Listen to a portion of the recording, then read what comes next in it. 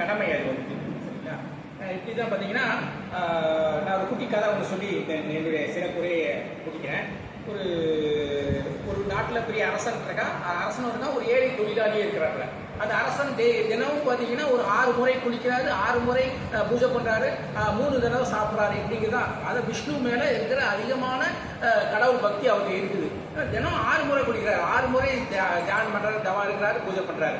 ஒரு ஏழை தொழிலாளி வந்து அவன் காலையில் வேலைக்கு போகிறதுனால குளிச்சுட்டு சாமி கும்பிட்டு போகிறான். ஆனால் நிம்மதியாக வாட்டினா நிம்மதியாக தூங்குறான். அந்த ஏழை தொழிலாளிக்கு இருக்கிற நிம்மதி அந்த செல்வந்தத்தை இல்லை. ஏன் அப்படின்னு நினைக்கிறா, அவர் என்ன காரணம் எப்படின்னா, அவர் அரசராக இருக்காரு, செல்வந்தராக இருந்தால் கூட அவருக்கு ஒரு நிம்மதி இல்லாமல் இருக்கிறாரு. இந்த விஷயத்தை பார்த்துட்டு இருக்கிற நாரதர் வந்து ஒரு நாள் விஷ்ணுவை பார்த்து கேட்கிறாரு. ஒரு பெரிய செல்வந்தர் நிம்மதி இல்லாமல் இருக்கிறாரு, ஆனால் அந்த ஏழை தொழிலாளி மிக நிம்மதியாக தூங்குறாரு, நிம்மதியாக இருக்கிற வேலைக்கு போகிறாரு அப்படிங்கிறாப்புல. அப்போ அந்த விஷ்ணு சொல்கிறாப்புல நாரதர்கிட்ட, நீ போய் அவர்கிட்ட இந்த மாதிரி கேளு, நான் சொல்கிறத மட்டும் கேளு.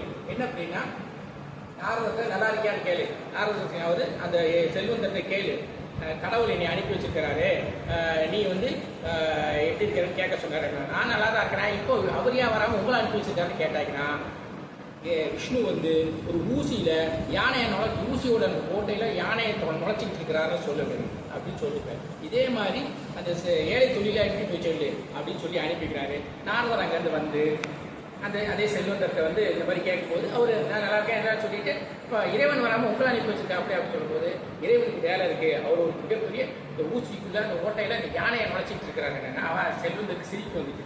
அது எப்படியாவது சாத்தியம், ஏதாவது நான் நம்புற மாதிரி சொல்றீங்க, நீங்கள் ஊசியோட ஓட்டக்குள்ள யானையை நுழைக்க முடியுமா அப்படின்னு சொல்லிட்டு போயா அப்படின்னு சொல்லிட்டு அவர் ஒரு மாதிரி பேசிட்டு இறக்காம பேசிட்டுறாரு.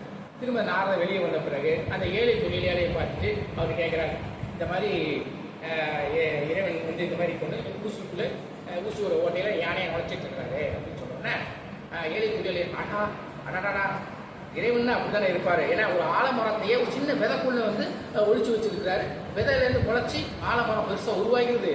அதே மாதிரி நம்முடைய அப்படி ஒரு சொல்றாரு, ஆலமரத்துல விதையை முளைச்சி வச்சு இந்த மாதிரி வந்துருது.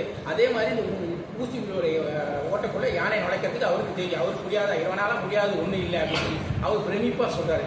அப்படி சொல்லி முடிச்ச உடனே இவர் கிளம்பிடுறாரு. கிளம்பி விஷ்ணு கிட்ட போயிறாரு. இந்த மாதிரி செல்வந்தர் இப்படி சொன்னாரு, ஏழை தொழிலாளி இந்த மாதிரி சொல்றாருன்னு சொல்றாரு. பாத்தியா, அவர் 6 முறை குளிச்சாலும் 6 முறை தியானம் பண்ணி தவம் பண்ணாலும் அவரோட புத்தியில இன்னும் நுழைக்க முடியாது, செய்ய முடியாது அப்படிங்கிற ஒரு விஷயம் தான் நெகட்டிவா எதிர்மறை